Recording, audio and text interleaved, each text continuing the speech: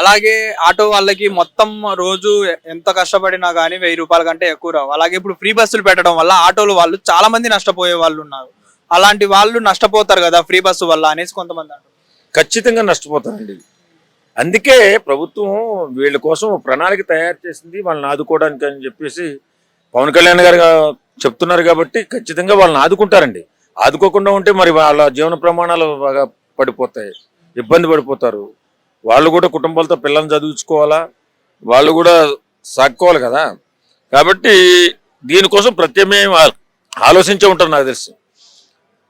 ఇక్కడ తెలంగాణలో అయితే అప్పుడు ఎవరు కూడా అప్రమత్తంగా లేరు. ఎందుకు అప్రమత్తంగా లేరంటే ఫ్రీ బస్ వల్ల ఇంత నష్టం జరుగుతుంది ఆటో వాళ్ళు కూడా ఆలోచించరా. సడన్ గా నష్టపోయి ఎక్కడ ఎవరు ఎక్కకపోతే అప్పుడు ఇబ్బంది పడ్డారు. ఇబ్బంది పడిన తర్వాత ప్రభుత్వం వాళ్ళకి ఏదో చూపించింది, వాళ్ళు ఇప్పుడు హ్యాపీగానే ఉన్నారు కదా. అలాగే రేపు తెలంగాణ మన ఆంధ్రప్రదేశ్లో కూడా బ్రహ్మాండంగా ఆటో డ్రైవర్లు ఇబ్బంది పడకుండా వాళ్ళు ప్రణాళిక చేసి అద్భుతంగా వాళ్ళ జీవితాలు కూడా బాగుండేలాగా ప్రయత్నాలు చేస్తున్నారు. బ్రహ్మాండంగా వాళ్ళు కూడా నిర్వర్తిస్తారు అలాగే.